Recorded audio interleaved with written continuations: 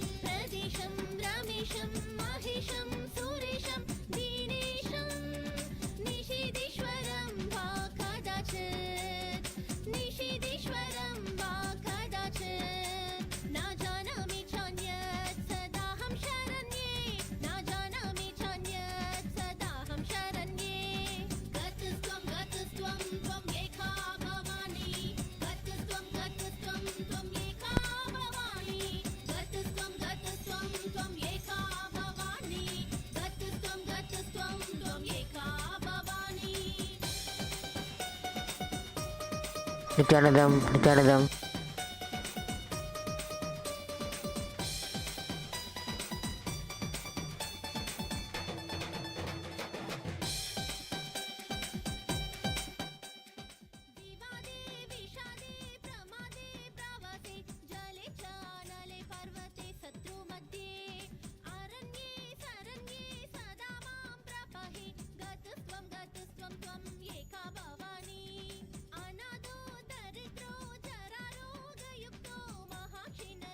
Nithyananda.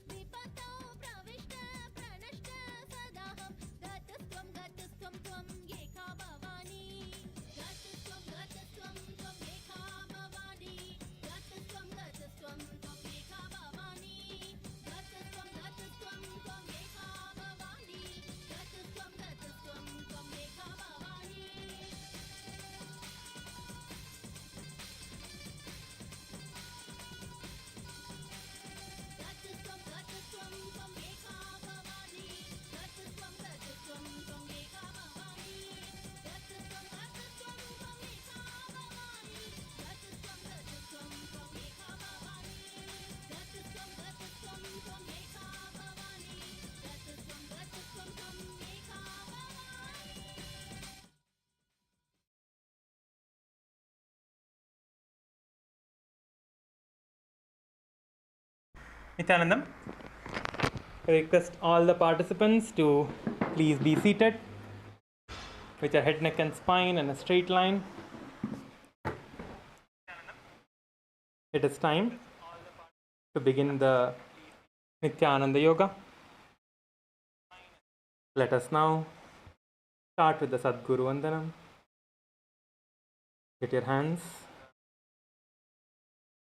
in front of your heart center in the Anjali Mudra.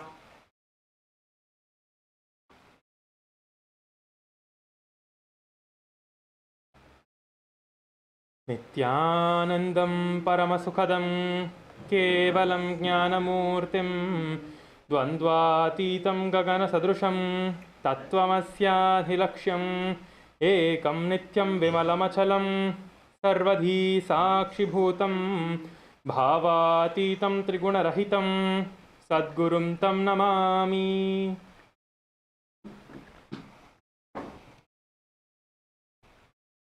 Let us now chant the Shiva Mula mantra 11 times internally. Om Shivaya Namaha. Om Ham Om Shivaya Namaha. Om Ham Om Shivaya Namaha. Om Ham Hum Shivaya Namaha. Om Ham Hum Shivaya Namaha. Om Ham Hum Shivaya Namaha. Om Ham Hum Shivaya Namaha. Om Ham Hum Shivaya Namaha. Om Ham Hum Shivaya Namaha. Om Ham Hum Shivaya Namaha. Om Ham Hum Shivaya Namaha.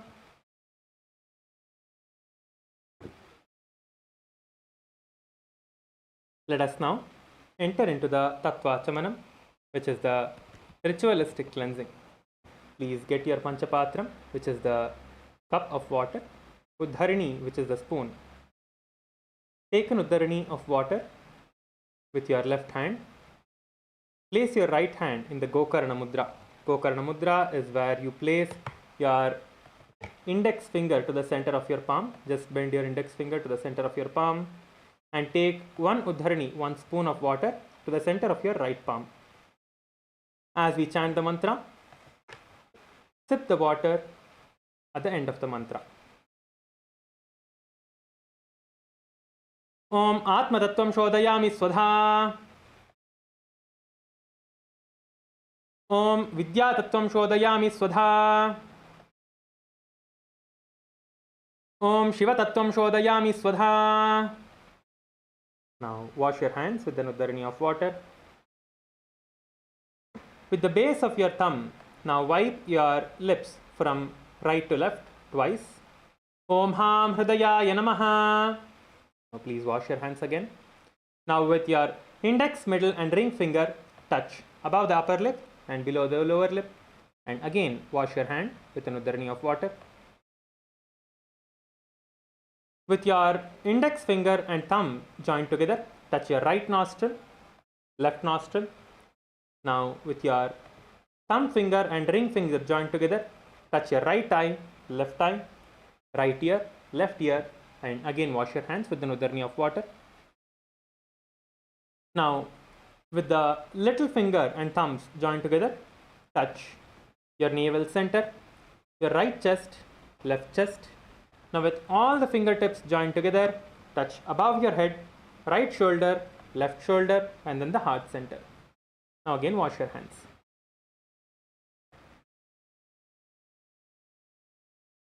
Now please sit straight with your head, neck and spine in a straight line.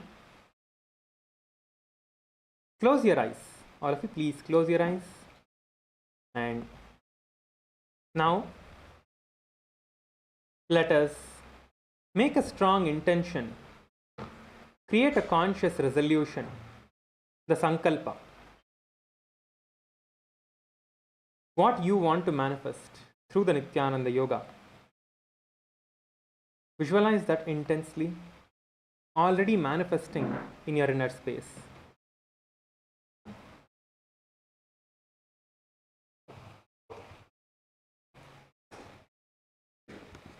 Visualize that you have become flexible. You're able to perform all of the asanas. You're manifesting all the powers of Paramashiva. Your body is healed from all the ailments.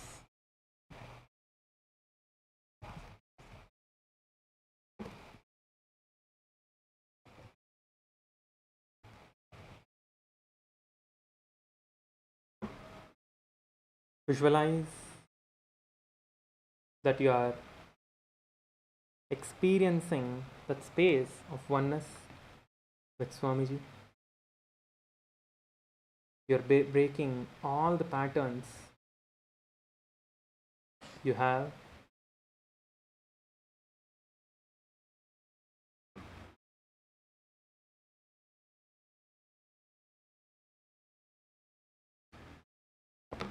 Visualize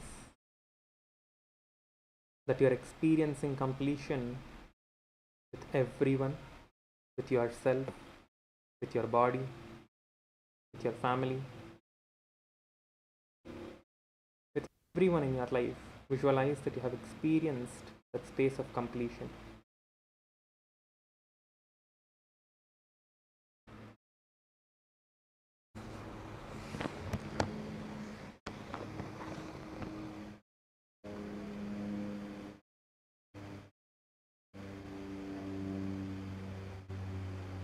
Now, clasp your hands.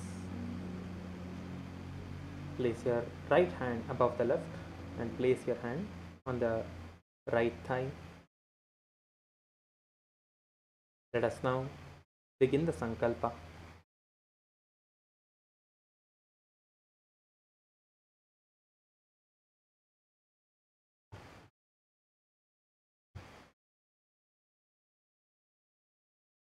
Om Mamopatta Samasta Duritakshayadvara Bhagavat Shri Nithyananda Paramashiva Prityartam Shri Nithyanandeshwari Paramashiva Shakti Sameta Shri Nithyanandeshwara Paramashiva Prityartam Cha Shubhe Shobhane Muhurte Adhya Brahmanaha Vitiya Pararte Shri Shvetavaraha Kalpe Vaivasvatamanvantare Ashtavimshatitame Nityayuge Prathame Pade जम्बूद्वीपे भारतवर्षे भरतखण्डे मेरोः दक्षिणे पार्श्वे शकाब्दे अस्मिन् वर्तमाने व्यवहारिके प्रभवादीनां षष्ट्याः संवत्सराणां मध्ये विश्वावसुनाम संवत्सरे उत्तरायणे लक्ष्मीवेङ्कटेश्वर ऋतौ मिथुनमासे शुक्लपक्षे चतुर्दश्यां शुभदितौ बुधवासरयुक्तायां मूलानक्षत्र ब्रह्मयोग वनिजकरण एवं गुणविशेषणविशिष्टायाम्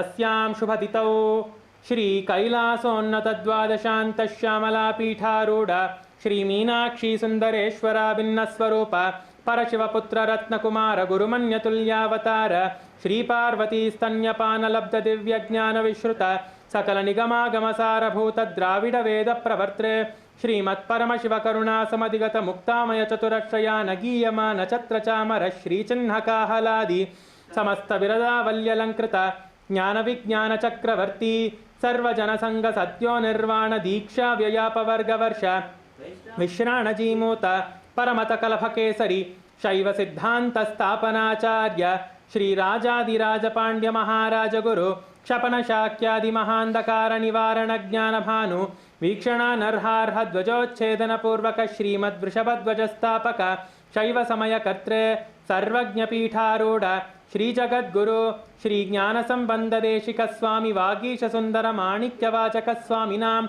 अवतारभूत श्री ज्ञानसंबंध स्वामी पुनरुद्धृत श्यामलापीठ सर्वज्ञपीठ तृणवत्युत्तरद्विशततम गुरु महासन्निधान अरुणगिरि योगीश्वर परंपरागत अरुणाचल सर्वज्ञपीठ गुरु महासन्निधान कैलास परंपरागत कांची कैलास सर्वज्ञपीठ त्रयस्त्रिंशदुत्तरद्विशततम गुरु महासन्निधान नित्योत्सव नित्यमंगल नित्यकल्याण नित्यरजित कैलास परंपरागत आदि कैलास नित्यानंदपीठ महासंस्थान महासिंहासन पीठ कर्त्रे साक्षात् श्री परमशिव समुद्भूत कैलास परंपरागत वैवस्वतमनु इक्ष्वाकु हरिश्चंद्र भगीरथ श्रीरामचंद्र शूरसेन इत्यादि अनवच्छिन्न सार्वभौम चक्रवर्ती परंपरागत चतुष्षष्टि योगिनी मंडित चतुष्षष्टि संप्रदाय प्रवर्तक मनुधर्म शासन सूर्यवंश प्राप्त सर्वज्ञपीठ सुरांगी साम्राज्य मूर्धाभिषिक्त चूड़ामणि साक्षात् श्री परमशिव समुद्भूत कपिल महागुरु पुनरुद्धृत महानिर्वाणी पीठ अष्टोत्तर सहस्र श्री महामंडलेश्वर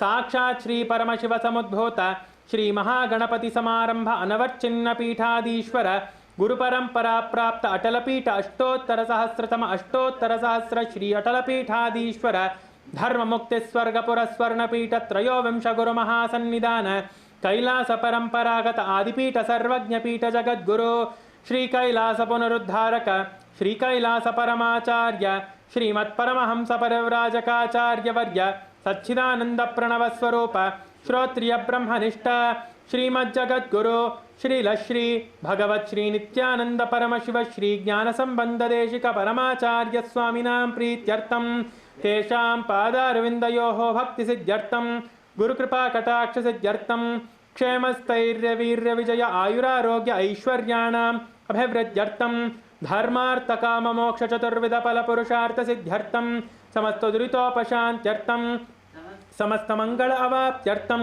भगवत् श्री नित्यानंद परमशिव प्रसादेन सकुटुम्बस्य ज्ञान वैराग्य जीवन मुक्ति प्राप्त्यर्थं पूर्ण आरोग्य युक्त दृढ़गात्र यौगिक शरीर सिद्ध्यर्थं परमशिव शक्ति आविष्करणार्थं नित्यानंद योगाभ्यासं करिष्ये.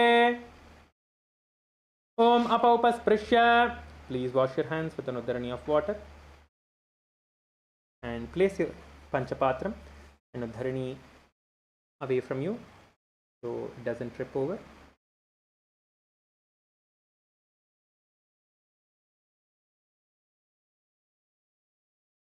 Now please stand up on your mats, requesting all of you to please stand up on your yoga mats.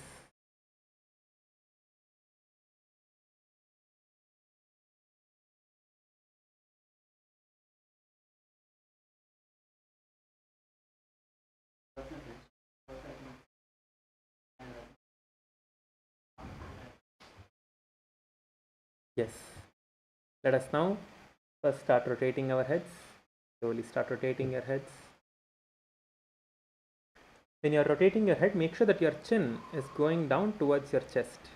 Make sure that your chin is going down towards your chest and your head is also nicely rotating backwards. Do it slowly. Put your awareness on the muscle that is being used at the moment. In every exercise, in every asana, in every movement that we are doing, completely be aware of the movement that we are making.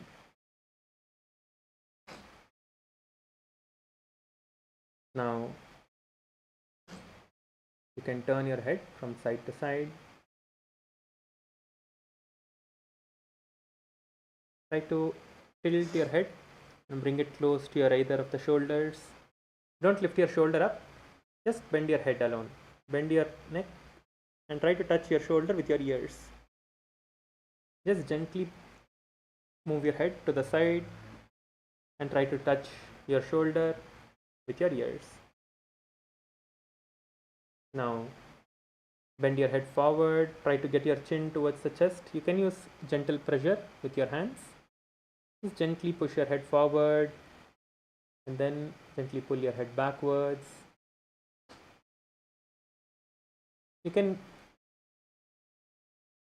use gentle pressure with your hands to either push your head forward or to push your head back. So you relax your neck completely. Do it slowly. Do it slowly. Do not do it fast. Do it slowly.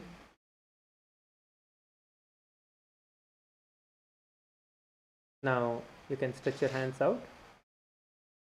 Let us start rotating the hands. All of you start rotating your hands.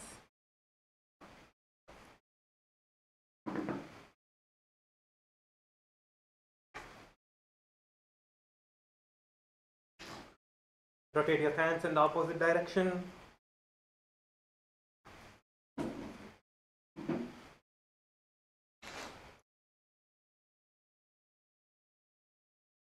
Now bend your elbows, place your hands on your shoulder and rotate your shoulders now. When you are rotating, try to get your elbows together when you are in front, and when you are going out, go all the way out, nicely stretching your chest out. Go up and all the way around, nicely giving your shoulders that stretch. You don't have to do this fast, but do it with awareness. Bring awareness to each and every part of your body which you are using at the moment. Rotate it on both the directions, inwards and outwards.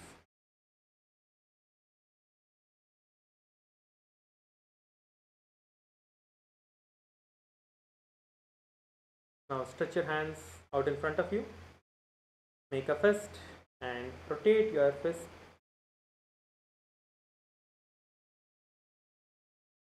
Rotate it in the other direction. Now stretch your fingers out and pull the finger down and pull it the other way around. Repeat the same on the other hand.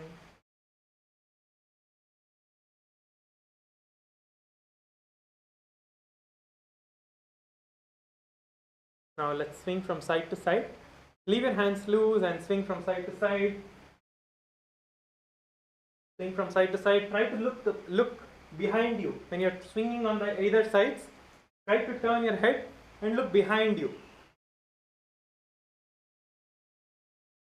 Your legs are still. You are not moving your leg around.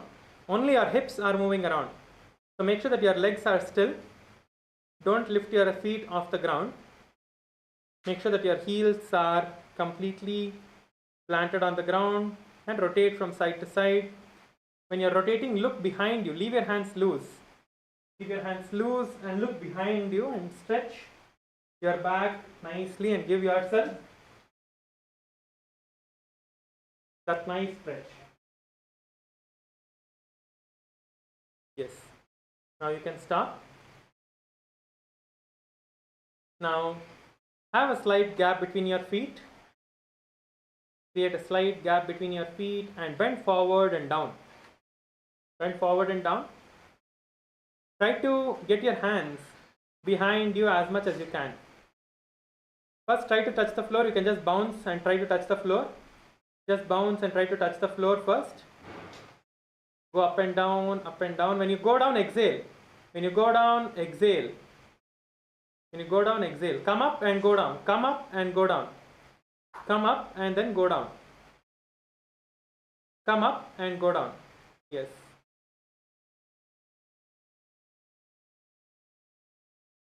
When you're bending down, nicely feel that stretch in your hamstrings, in your calves. Nicely feel that stretch happening. Yes. Now stand up and hold on to your hips and bend backwards.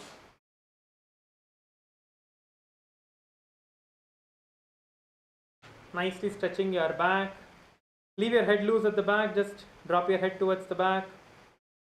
Push your hips forward and your head back.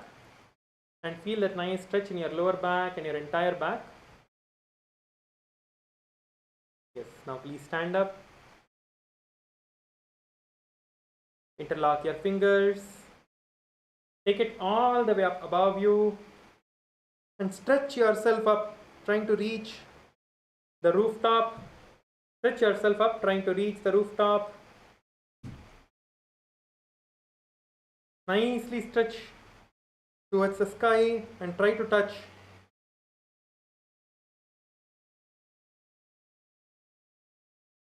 Nicely stretch towards the sky. Get your hands out and up towards the sky.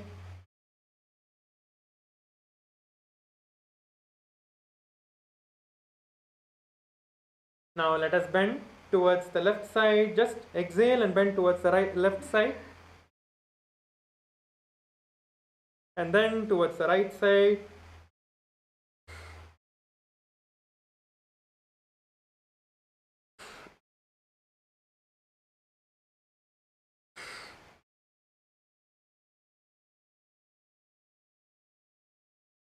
Yes. Now you can relax.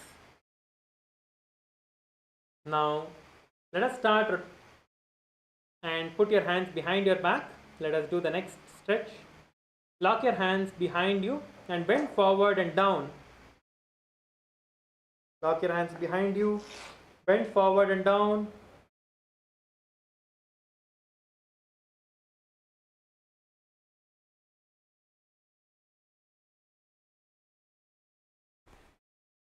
Bend forward and down, nicely getting your hands up.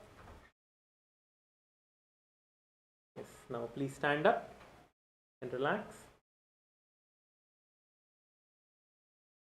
Next, place your hands on your hips, and let us start rotating our hips.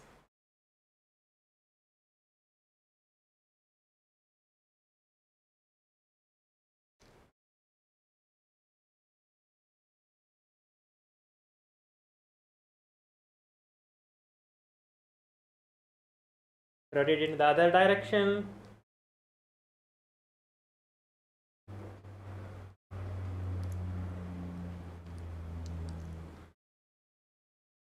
Now you can stop. You can place your hands on your knees. Let us rotate our knees now. Rotate your knees in the other direction.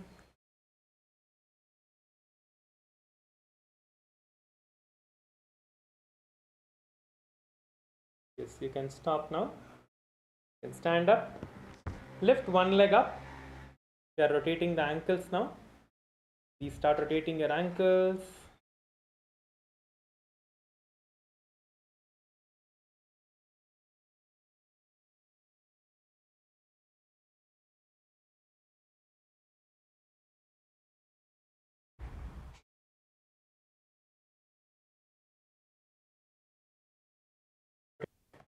On both your legs.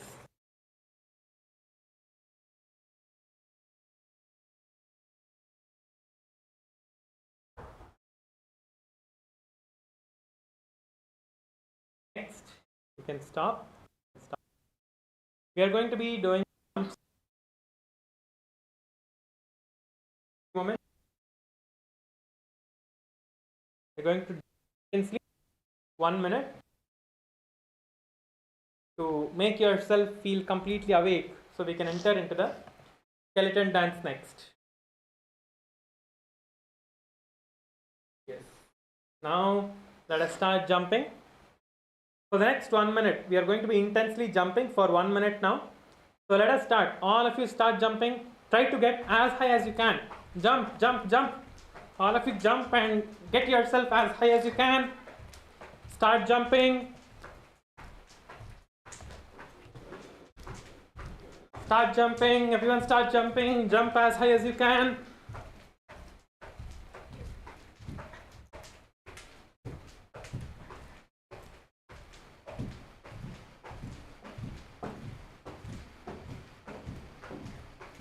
Few more seconds. Jump, jump, jump. Few more seconds.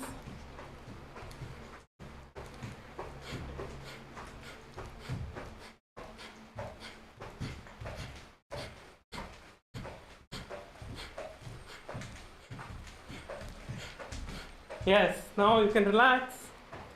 Please relax. Just walk around your mat and catch your breath.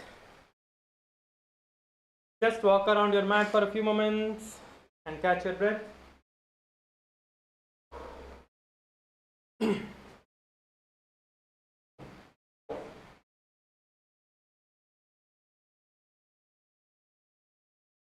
Inhale and exhale. Make sure that you are breathing deeply. Walk around your mat.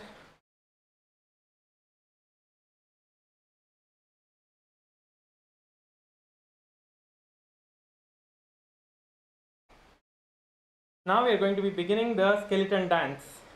Okay, so let us all now start moving our entire body. Start moving your legs, moving your hands, moving your head, moving your hips, move yourself all around. Shake your entire body. Move yourself to the right, move yourself to the left. Come on, intensely start shaking your body, move yourself all around. Let us start the skeleton dance now. Intensely start shaking your body. Come on, come on, come on, be intense. Keep your eyes closed. Visualize that you are pure bones and intensely start shaking your body. Come on, shake, shake, shake, shake, shake.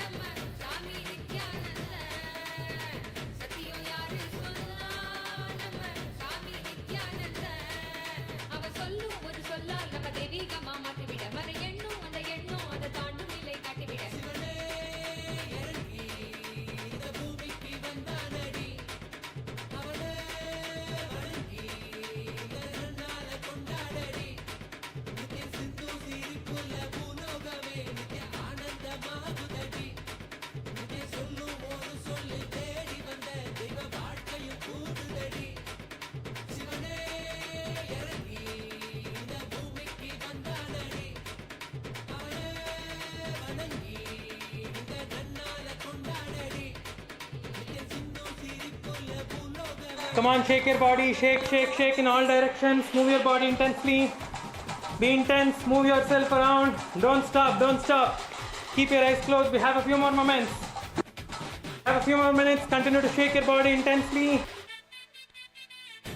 Move. Shake your body.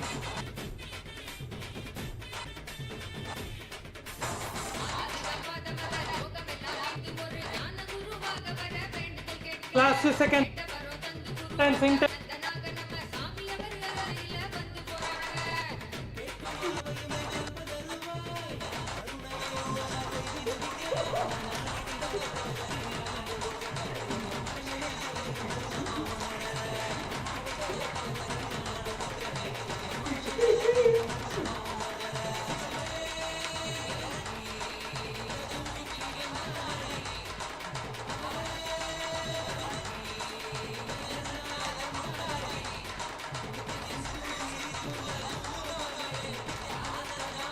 Yes, intensely shake. Now we are going to be relaxing. Please stop. Please stop in your place. Stop moving. Just be still. You can adjust your mats, you can adjust your dress, you can adjust all of it later. Just stand still for a few seconds now. Just stand still. Have your hands loose by the sides of your thighs. Just inhale and exhale deeply. Inhale deeply and exhale deeply.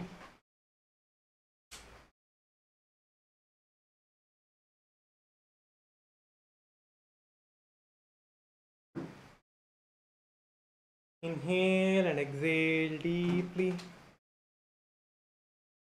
When you inhale, feel that the breath is going all the way down till your knees. And when you're exhaling, empty yourself completely and see that the breath is going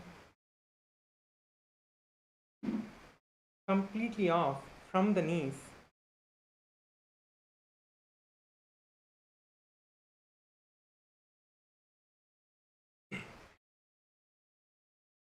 Inhale and exhale deeply.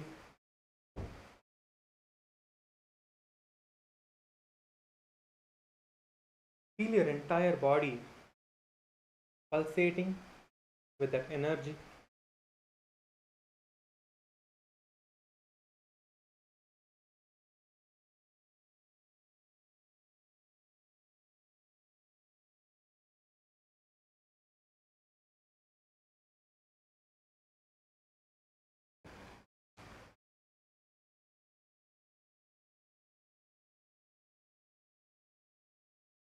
Now please settle down and be seated on your mats.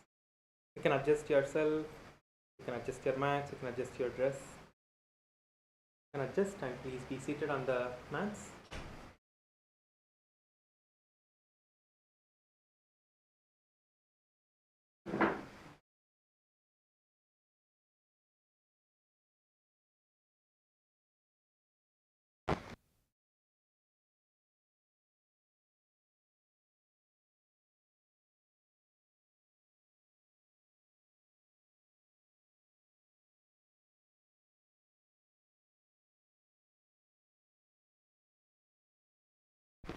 Yes.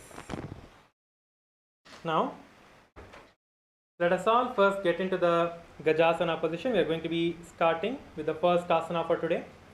Let us all first get into the Gajasana position with your hands and your feet on the ground. The first asana for today is the Meshasana.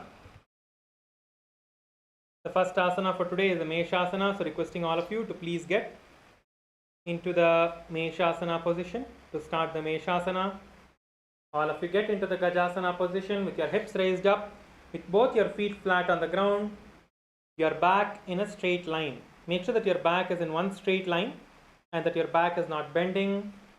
Only you are bending from your hips. Make sure that your back is raised up, your hips are raised up. Make sure that hips are raised. And once you are in this position, your knees are off the ground. Come on, all of you lift your knees off the ground. Everyone has knees off the ground. Come on.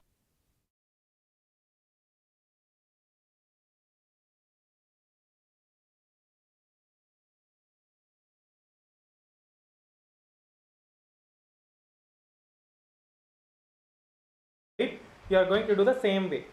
So lift your hand and stomp it on the ground. Lift your hand and stomp it on the ground. Lift your hand and stomp your hand onto the ground. This is the Meshasana.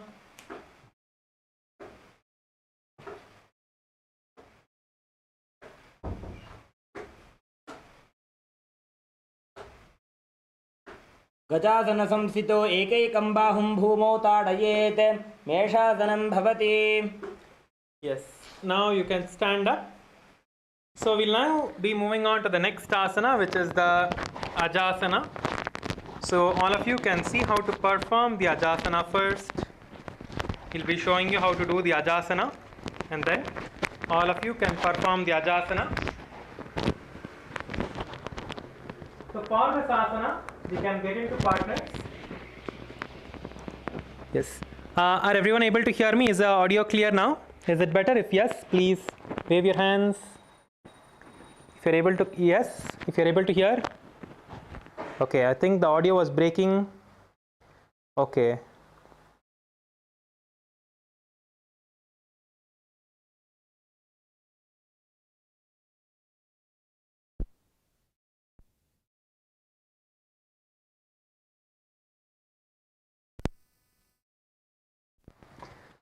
Is it better now? Can all of you hear now? Requesting all of you to wave your hands if it is better now. Better now?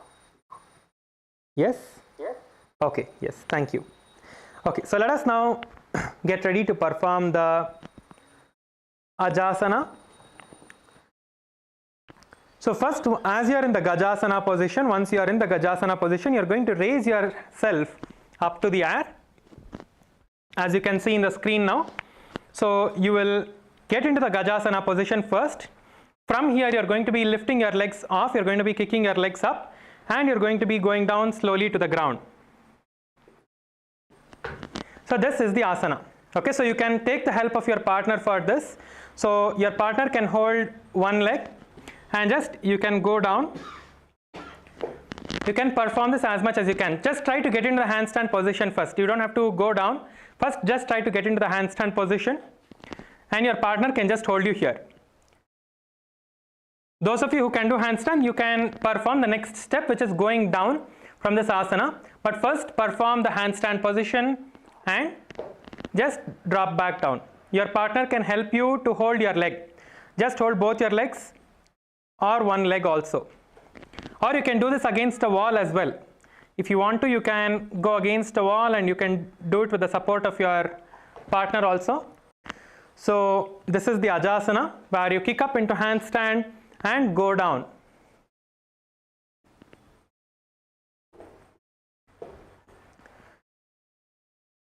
Yes. All of you try out this asana. Just try to kick yourself up. If you need the support of a wall, you can take the support of wall, or you can do it directly on the ground with your partner's help as well. So as you perform this asana, visualize yourself as unborn.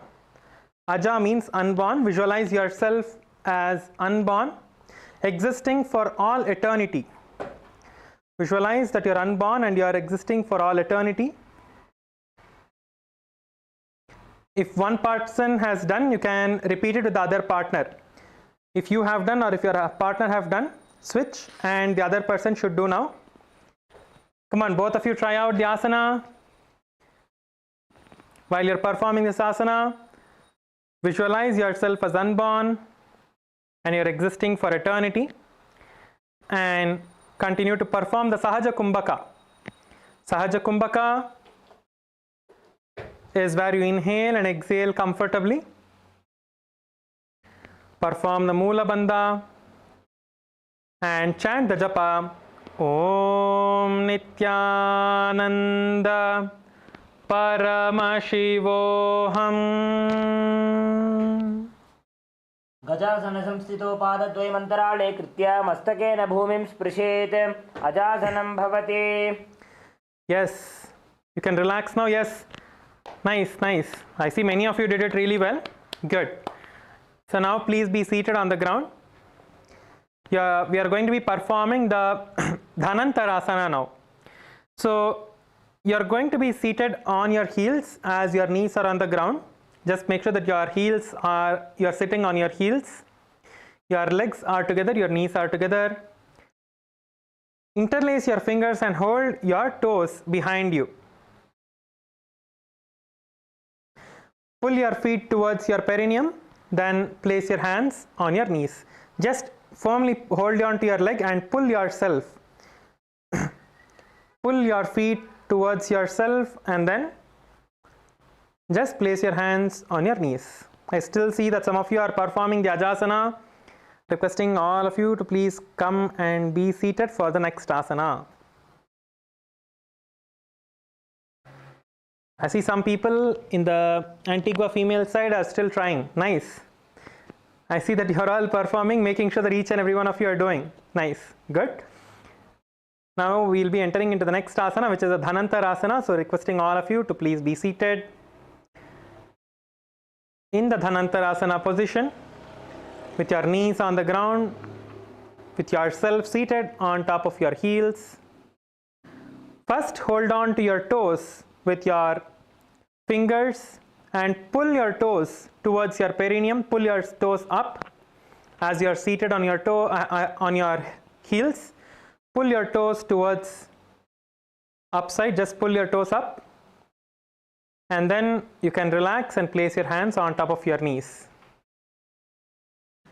As you are performing this asana, keep your gaze towards your nose. Visualize Swamiji in your inner space. Perform the Ujjayi Pranayama. Ujjayi Pranayama is where you inhale from your mouth, creating the sound of an ocean.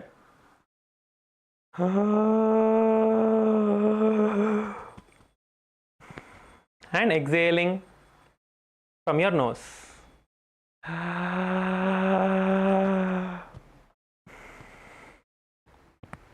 As you are inhaling from your mouth, make that slight sound of an ocean, like how the ocean breeze sounds. Just create that slight sound from your mouth, and then you can close your mouth and exhale from your nose. You are not going to be holding in this pranayama. You are inhaling from your mouth and exhaling from your nose. As you perform this asana, lock your perineum into the Moola Bandha and chant the japa. Om Nithyananda Paramashivoham. Burava vidhi parihata ki kakasi jo phana shara modi paga ki anguli agrimedh lagave. The next asana we are going to be performing is the Angamottanam, asana. In this asana, you are first going to get your hands behind you. You are seated in the same position. Get your hands behind you. Interlock your fingers and nicely stretch your hands out. Move yourself to the sides. Move yourself to the right side, left side. Try to stretch your hands up. Try to stretch your hands up behind you. And move yourself to the right, move yourself to the left. Nicely give yourself, your shoulders a stretch. This asana is called the Angamottanam. Nicely move your hands all around behind you. Now you can unlock your hands from behind and you can do the same thing in front of you. Interlock your fingers, stretch it out and move your fingers and your hands towards the right side, towards the left side. As you are performing this asana, visualize Swamiji in your inner space. Continue to perform the Ujjayi Pranayama, which is inhaling from your mouth and exhaling from your nose.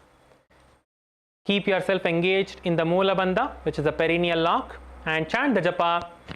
Om Nithyananda Paramashivoham. हस्तयोः अङ्गुले बद्ध्वा हस्तयोर्मध्यात् सर्वमङ्गं निष्कासयित्वा तिष्ठेत् अङ्गमोत्तनं भवति. Yes, you can relax now. You can unlock your hands and you can relax. So the next asana is the Garudasana, the fourth variation of the Garudasana. So you are going to be seated on your knees, but your heels are going to be in and your feet are going to be out. Your toes are pointing outwards, as you can see on the screen. Your toes are completely pointing outwards. Turn your toes towards the outside and be seated on the ground. Move your toes outwards as much as you can and be seated on the ground. Place your hands on top of your knees. If you are feeling a little bit uncomfortable or it's paining when you are moving yourself into this position, you can keep your hands on the ground in front of you just to take some weight off of your knees. Just to take some weight off of your legs, you can just place your hand on the ground, which is an easier variation. See, the thing here is your feet are pointing outwards. Your toes are pointing outwards. They are not behind. They are pointing to the sides, to the either sides. So you can see here the toes are pointing to the either sides. They are not in the back. So they are to the side, outwards like this. They are not in the back. They are to the side. They are not like this. They should be outwards. So turn your feet outwards like this. And that is how your feet should be placed. All of you now please perform this asana. You can place your hands in front of you or to the sides if you need some support to take some weight off of your legs, so you are a little bit more comfortable in this asana. And be seated in this asana. Just be comfortable wherever you are as much as you can perform. Place your hands on the knees if you can. Sit straight. Visualize that you are carrying Lakshmi and Venkateshwara on your back. Visualize yourself as Lord Garuda carrying Lord Venkateshwara and Lakshmi on your back. Keep your gaze inwards. Just close your eyes and look inside yourself. Continue to perform the Ujjayi Pranayama, inhaling from the mouth, creating the sound of an ocean, and exhaling from your nose. Chant the japa. Om Nithyananda Paramashivoham. जङ्घोरुभ्यां धरां पीड्य स्थिरकायो द्विजानुना जानो परिकरद्वन्द्व गरुडासनमुच्यते. Yes. Now you can get your feet back inside. You can get your feet back together behind you.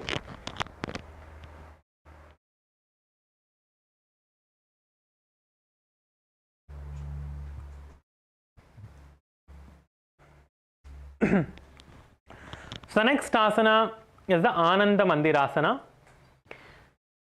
So as you are sitting with your legs folded and behind you, you are going to be spreading your knees wide apart. Spread your knees wide apart as much as you can. And in this asana, you are going to be holding on to your ankles. Hold on to your ankles and sit down on your heels as much as you can. Sit down on your heels as much as you can.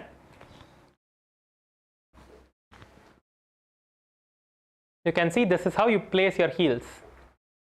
And you are holding on to your ankles with your hands.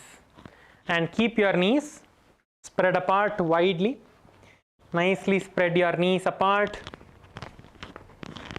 as much as you can. And be seated on top of your heels. And hold on to your ankles with your hand.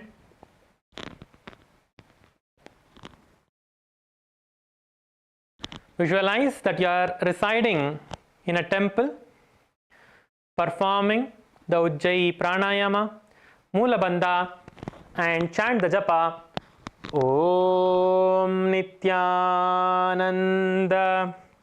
Paramashivoham.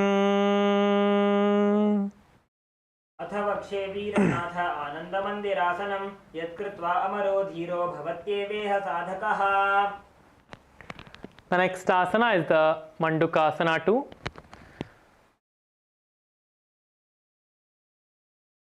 As you are seated on the same position, you are going to be bringing your hands below your knees. This time, just be seated in the same asana and bring your hands under your knees.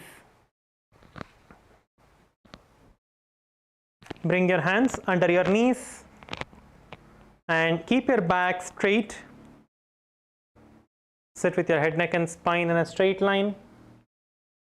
Keep your back straight, your hands straight as well.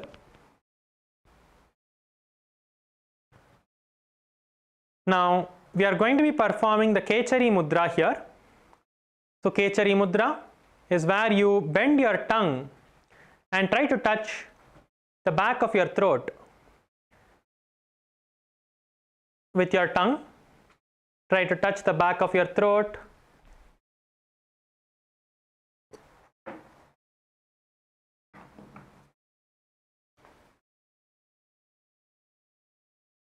Visualize yourself as a frog in this asana. Perform the Ujjayi Pranayama. Inhale through the mouth and exhale through the nose. We are going to be performing the Uddiyana Bandha as well in this asana along with the Mula Bandha. So once you exhale completely, suck your stomach in and up. Hold your breath and suck your stomach in and up. You're completely exhaled now. You're fully exhaling, emptying your lungs and sucking your stomach in and up. And continue to hold your tongue. Have your tongue at the back of your throat in the Kechari Mudra, visualizing yourself as a frog. Come on, all of you, try to perform the Uddiyana Bandha now. Inhale through your mouth and exhale through your nose forcefully. Suck your stomach in and up.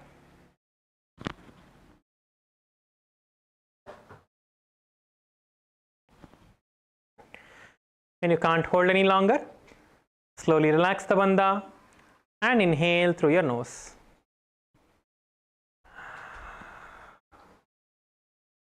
Then you can repeat this again.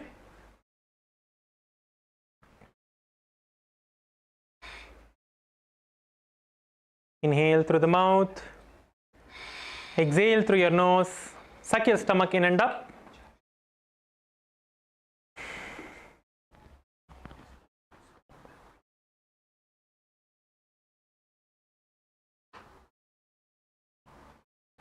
As you are performing this asana, chant the japa Om Nithyananda Paramashivoham.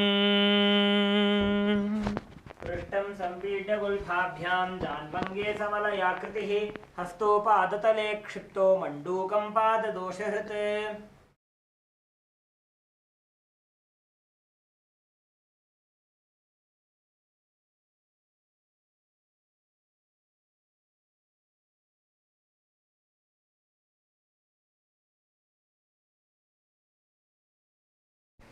The next asana that we are all going to be entering into is Narasimhasana.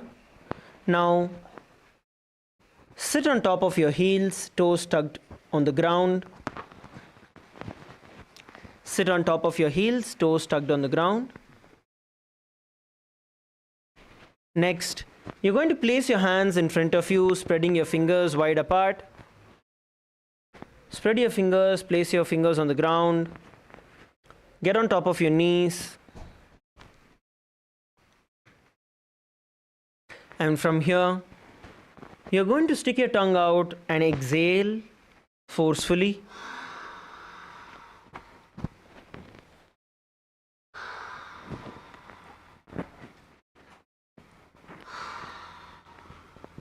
While doing this, you're going to visualize yourself as Lord Narasimha, one of the 10 avatars of Mahavishnu, And the internal japa, Om Nithyananda Paramashivoham. Dogu फणा पानी होए वैसे AD में लरगुदा निवैसे समशरीर नी काट हरावे NASA अग्रदृष्टि को यावे. Relax. The next asana we are going to be performing is going to be the Bisrakasana. For us to enter into the Bisrakasana, as you continue to be seated in the same position, you are now going to be making a hollow with your hands. You're going to cup your hands and you're going to place it covering your mouth and your nose. Placing your thumb on your upper palate, close your nose and your mouth with your hands. Bring your gaze towards your nose.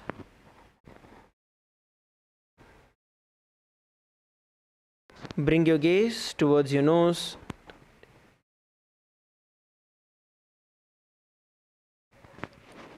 Visualize yourself as Devi Parashakti manifesting through you. And the internal japa, Om Nithyananda Paramashivoham. Dogu फणा पानी होए वैसे AD में लरगुदा निवैसे समशरीर नी काट हरावे NASA अग्रदृष्टि को यावे. Relax. The next asana we are going to be entering into is the Makadasana. For us to enter into the Makadasana, sit with your soles together, top of the feet on the ground. So you're going to be, instead of tucking your feet, you're going to place it on the ground and continue to sit on your heels. Now, bend your elbows and you're going to imitate a monkey, a playful monkey, trying to scratch itself. And make the sound of a monkey as well. Visualize yourself as a monkey as you perform the Makadasana. And the internal japa, Om Nithyananda Paramashivoham. Dogu पगधले संपुट आने तिनकी पिष्टि भूमि परिठाने मूल द्वार एडियां परिल्याबे मूड़ा हाथ ऊंचा ठहरावे. Relax. The next asana we are going to be performing is going to be Vajra Sangharasana. Now, once again, you're going to tuck your toes. Bring your heels together, toes together.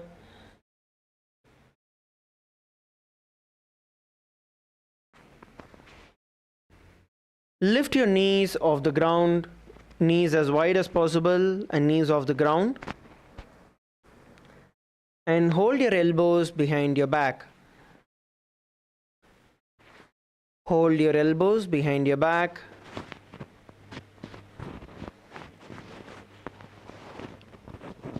Now perform the Ujjayi Pranayama.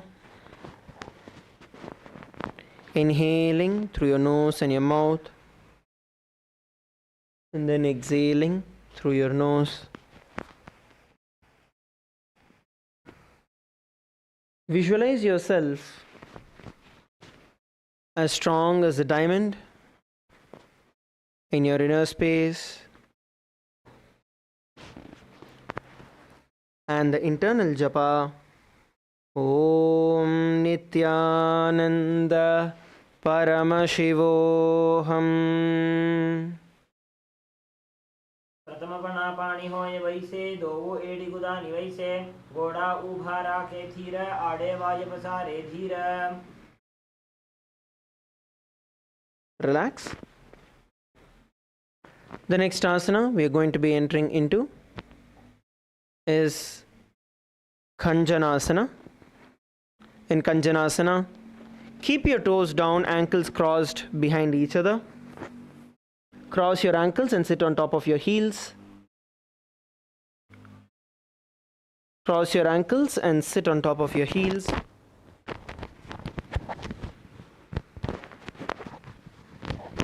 Now place your palms by the side on your mat. Place your palms by the side on the mat. Now perform the Ujjayi Pranayama along with the Uddiyana Bandha. Inhale through your nose and your mouth, and then exhale forcefully through your nose, pulling your stomach in and up into the Uddiyana Bandha.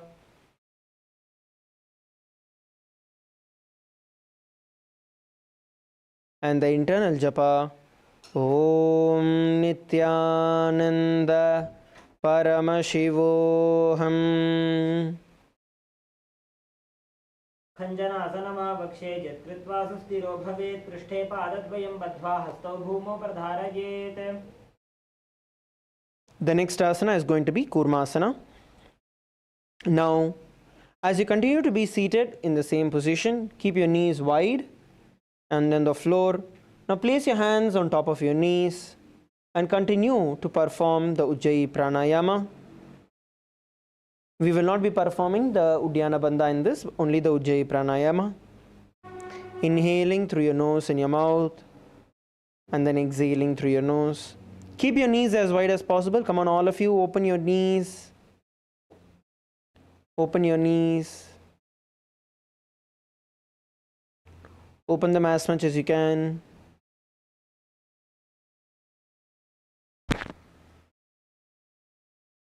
Now, visualize yourself as a turtle in your inner space and the internal japa, Om Nithyananda Paramashivoham.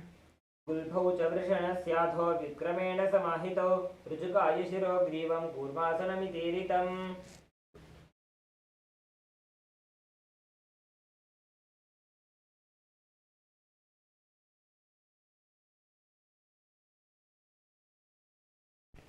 The next asana we are going to be entering into is the Yoga Asana. Now, as you continue to be seated in the same position, bring your gaze towards your nose. Continue to be seated in the same position and bring your gaze to the nose.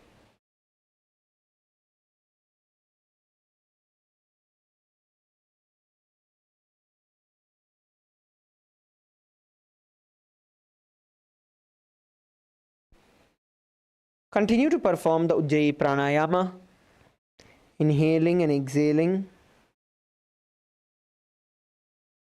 through your nose and your mouth. And visualize Swamiji in your inner space.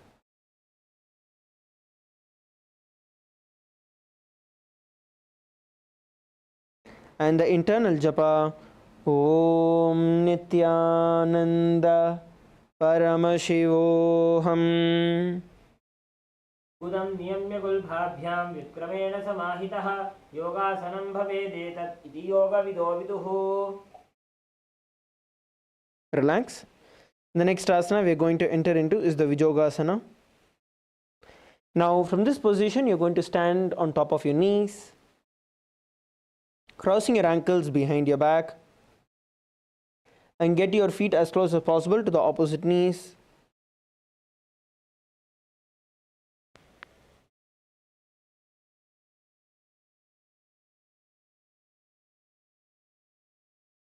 Now, hold on to your calf muscles with your hands.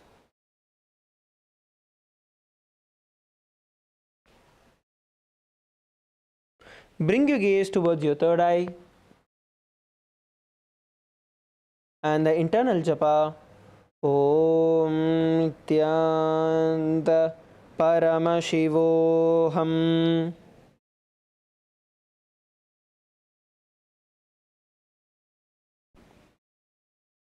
घोड़ा वाम वो होई घोड़ा आड़ा खेदो ये दक्षिपाद की पानी रहावे फनौ वाम घोड़ा ढिलियावे. Relax. The next asana we are going to be entering into is the Ushtrasana. Now, from the same kneeling position, you are going to bend backwards and hold on to your ankles with your hands. Hold on to your ankles with your hands.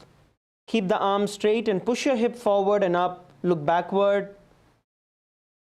look backward.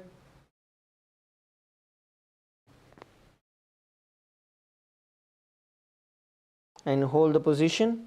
You're going to visualize yourself as a camel in your inner space.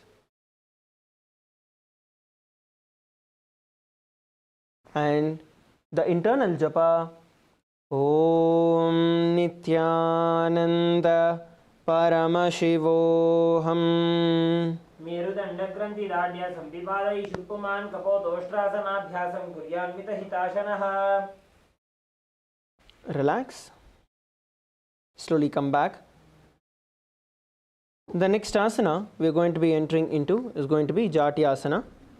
Now for you to enter into the Jati Asana position, from the previous position where you had in the Ustrasana, where you bent backward, this time you are going to lay down backward, hold on to your ankles, your elbows on the ground and the crown of your head on the ground. And you're going to hold the position.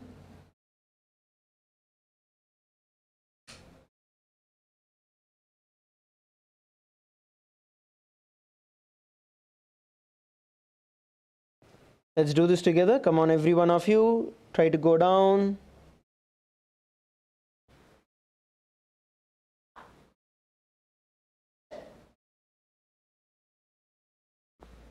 Now, while you perform the Jati Asana, visualize yourself as a lotus blooming in your inner space.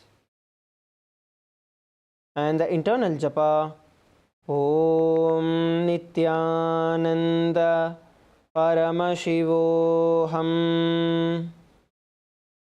मेरुदण्डग्रन्थिदाढ्य संविपादयि शुप्पुमान् कपोतोष्ट्रासनाभ्यासं कुर्यान्वितहिताशनः. Relax.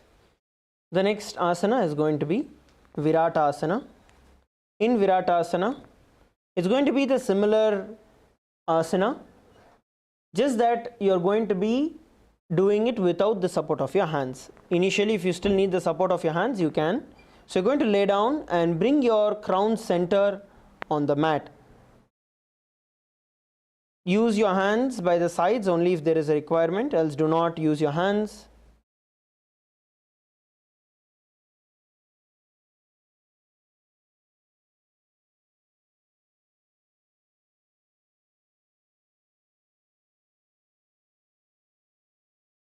Now, once you're at the bottom, then you're going to lift yourself up into a seated position and then go down again and up.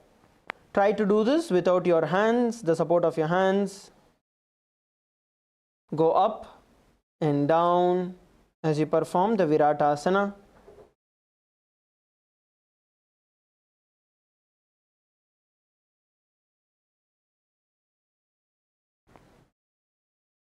Visualize Swamiji in your inner space and the internal japa, Om Nithyananda Paramashivoham. जङ्घापृष्ठिभूमो निधार्य जङ्घोदरयोः ऊरुनी संस्थाप्य पृष्ठिवंशं वारं वारं स्पृशेत्. Relax. The next asana is going to be Kapotasana. For you to enter into the Kapotasana, you're going to be entering from the previous position. So you're going to bend backwards once again. And try to get your head as close as possible towards your feet.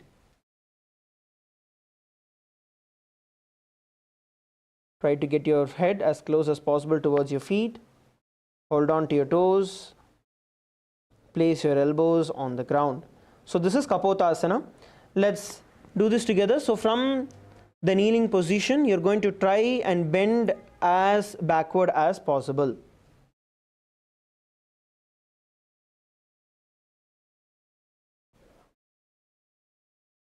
All of you, try to bend as much as you can, trying to get your head as close as possible towards your feet.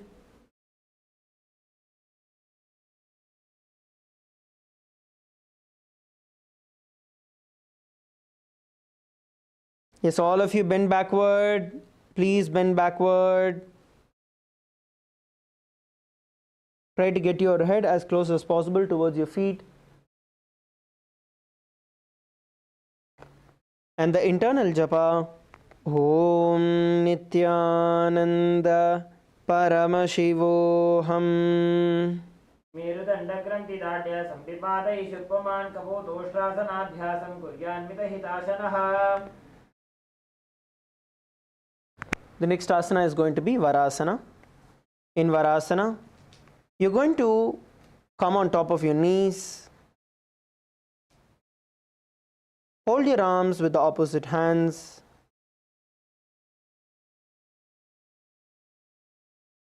And bring your gaze towards your nose.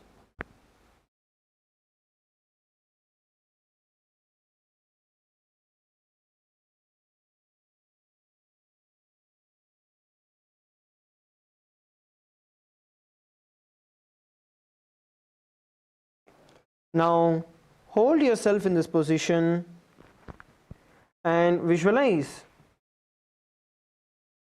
Paramashiva, Swamiji fulfilling all the boons that you want, and the internal japa, Om Nithyananda Paramashivoham. जानुनी भूमौ संस्थाप्य हस्ताभ्यां बाहुपरस्परं धृत्वा सरलं तिष्ठेत्. वारासनं भवति. Relax. The next asana is going to be Varahasana 2.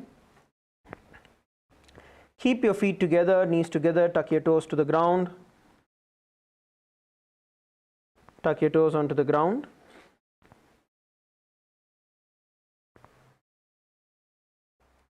Now from here, bend forward, bringing your elbow onto the mat, and use your hands to hold your head.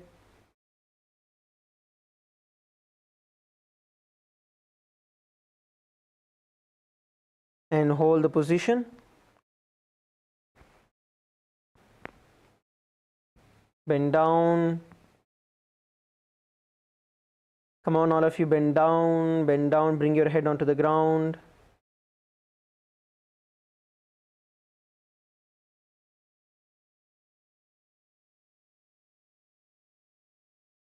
Visualize yourself as the boar, avatar of Mahavishnu, and the internal japa, Om Nithyananda Paramashivoham. सूर्यं चन्द्रं वेदनानि आसनानि कथ्यन्ते. पूर्वरो भूमौ स्थापयित्वा जानुभ्याम् अवनिमवष्टभ्य हस्तो मस्तके संस्थाप्य पार्श्वनितम्बे संस्थाप्य. Now we are going to be entering into the Mundasana. So Mundasana is once again going to be the headstand position. Let us get ourselves partnered up, paired up. So please get along with your partners. Please partner up. We are going to be entering into headstand.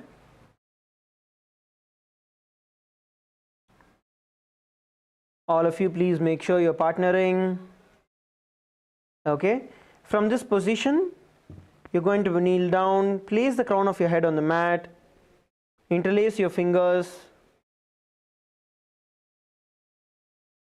And then lift your knees up and hips up towards the sky.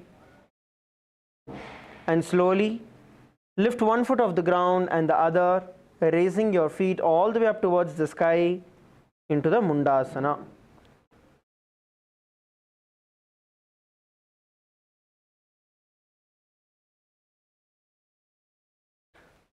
Come on, all of you, please partner up. Do this along with your partners.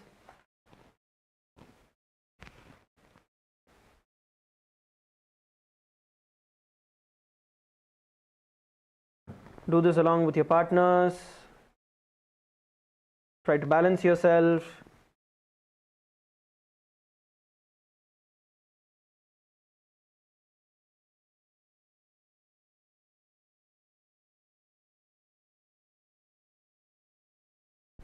Balance yourself in the position. Try to lift your feet off the ground and hold.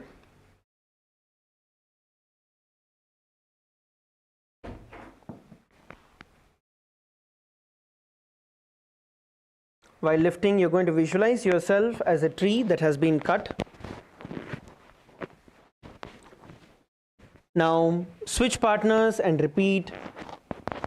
Let us switch partners and repeat the same.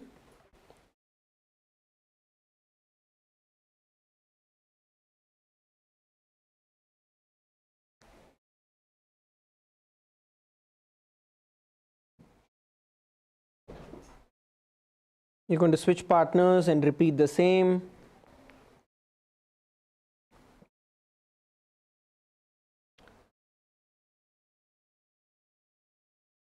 Raise your feet up towards the sky.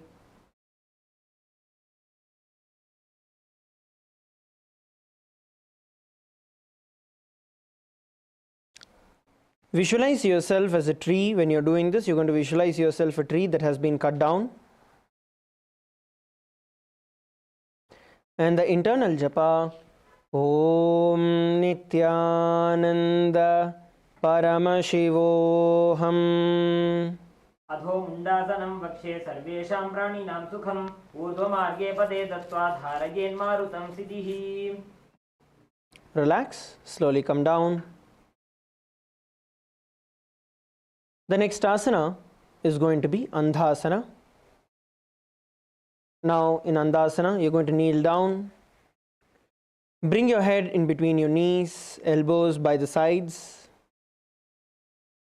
Hands hold on to your head and bend your neck, bringing your head as close as possible towards your knee, arching your back. Arch your back.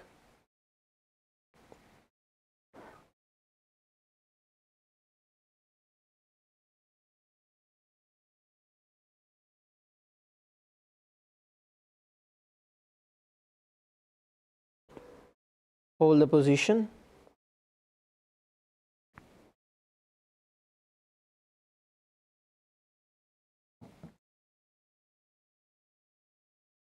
While doing this, visualize Swamiji in your inner space and the internal japa, Om Nithyananda Paramashivoham. कथमपकथले समटहरावे पोदमाहिरी उभे मिलावे फनापानी उकड़करवैसे Dogu एडिगुदा निवैसे.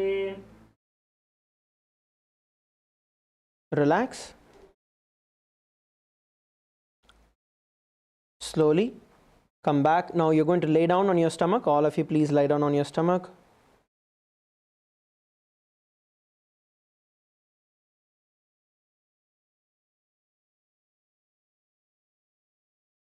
Please lie down on your stomach.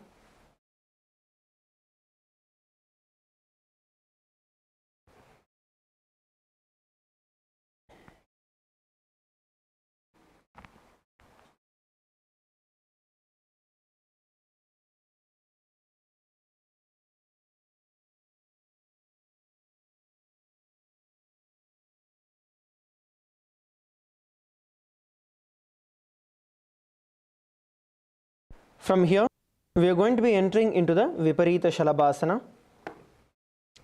So you're going to extend your arms in front of you. As you're laying down, extend your arms in front of you and lift your arms, your thighs and your chest off the ground with the strength of your lower back. Visualize yourself as a locust in your inner space and the internal japa, Om Nithyananda Paramashivoham. सलभासनभेदाश्च नटभेरुण्डनामके गण्डभेरुण्डसहिते शीर्षदण्डासनं तथा. Relax. The next asana is going to be Kapalasana. So bring your forehead onto the ground. As you're laying down on your stomach, bring your forehead onto the ground. Place your hands by the side of your stomach, feet together, toes pointing backward.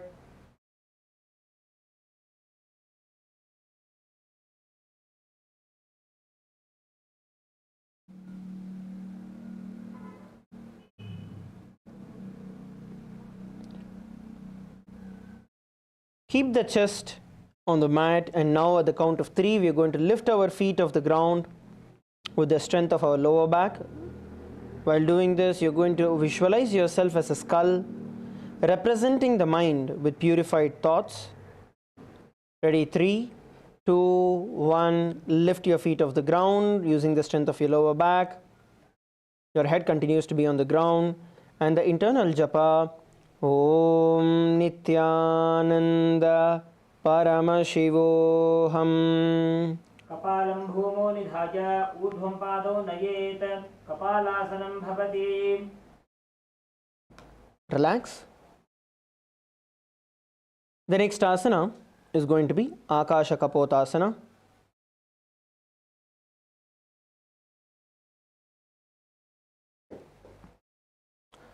The next asana is going to be Akasha Kapotasana. For you to enter into the Akasha Kapotasana, with your hands pointed backward, you are now going to try and kick your feet off the ground.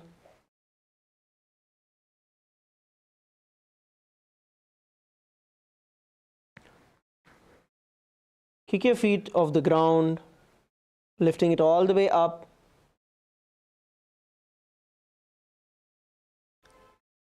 So all of you are going to try and kick your feet as high as you can.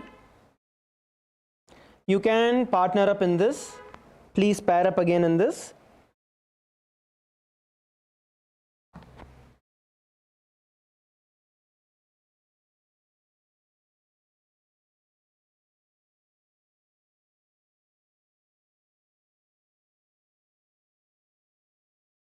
Okay. Now while the partners are together, you're going to, as one person is going to try and kick up, you're going to hold the feet of the other one and slightly hold in the lifted position.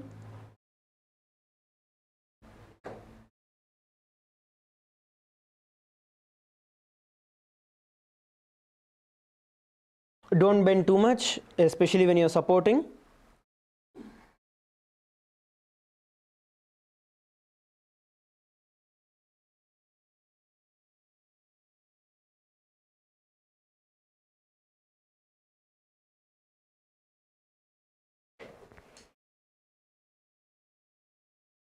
You can switch partners and repeat the same.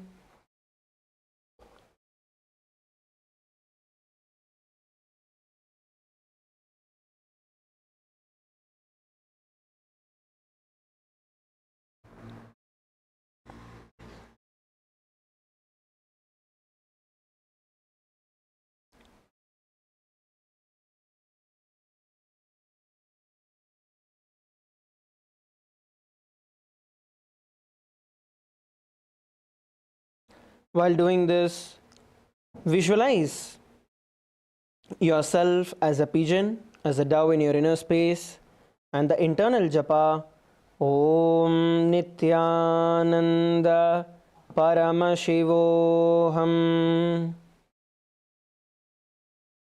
उष्ट्रासने स्थित्वा चरणो भूमेरुत्थाप्य मस्तकोपरि नीत्वा पृष्ठप्रदेशेन भूमौ स्थापयेत् आकाशकपोटं भवति. Relax.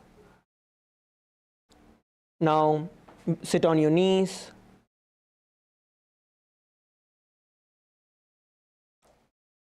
Sit down on your knees. Bring your chest down. Keep your hands flat on the mat, forearms on the ground. Hold the position.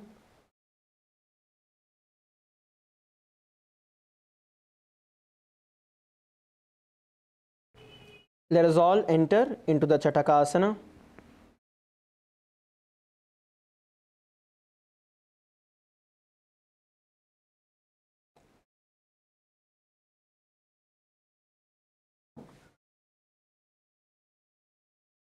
All of you come down to Chatakasana.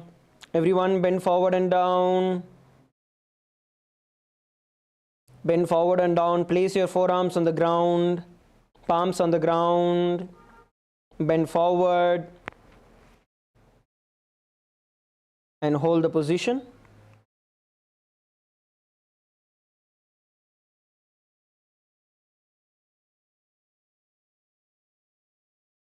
Hold the position.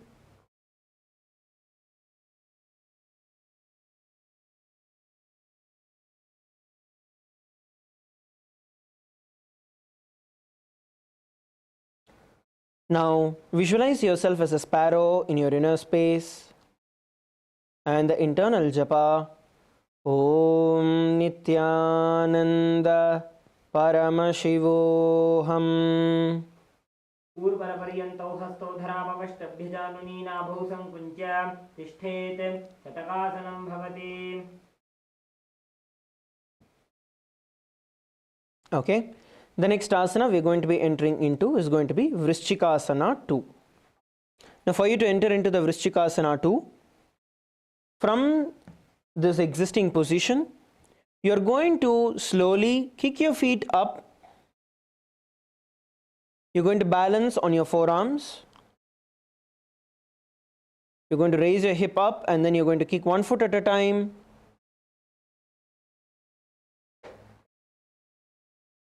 And try to lift and balance yourself in this position. Come on, all of you try. Every one of you try doing this as much as you are possible, as much as you can, try doing it.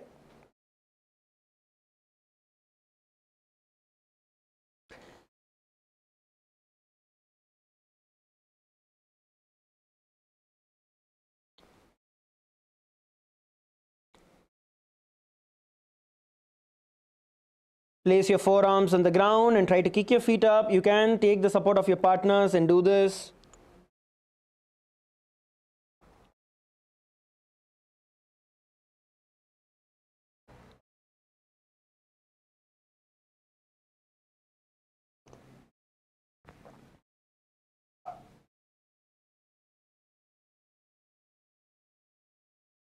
While doing this, visualize yourself as a scorpion in your inner space and the internal japa Om Nithyananda Paramashivoham. विच्छेव पुच्छप्रतिमाङ्घ्रिपाष्णे धृत्वा स्वशीर्षे चिबुकं विधार्यकौ यत्रेति सन्तिष्ठति साधकस्त्वं विशावहं वृश्चिकसंयमासनम्. Relax. All of you relax.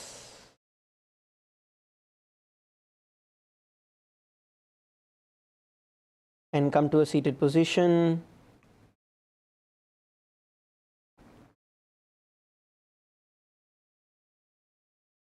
Come to a seated position.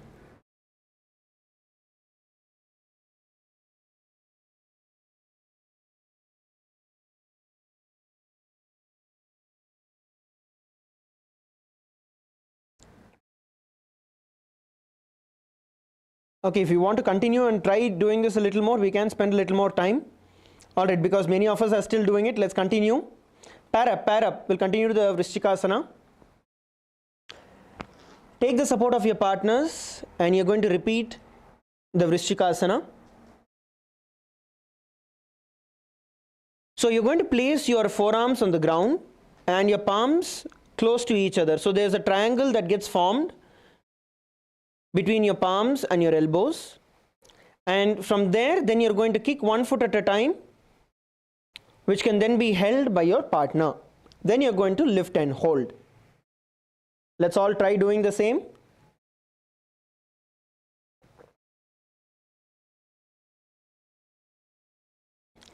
All of you, come on, try doing it. Even those of you who are at the back.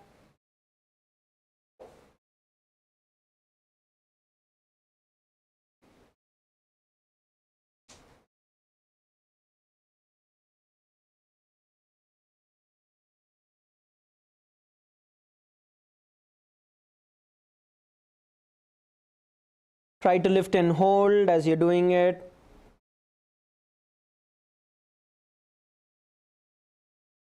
Initially, you can try to keep your feet straight before you start bending it.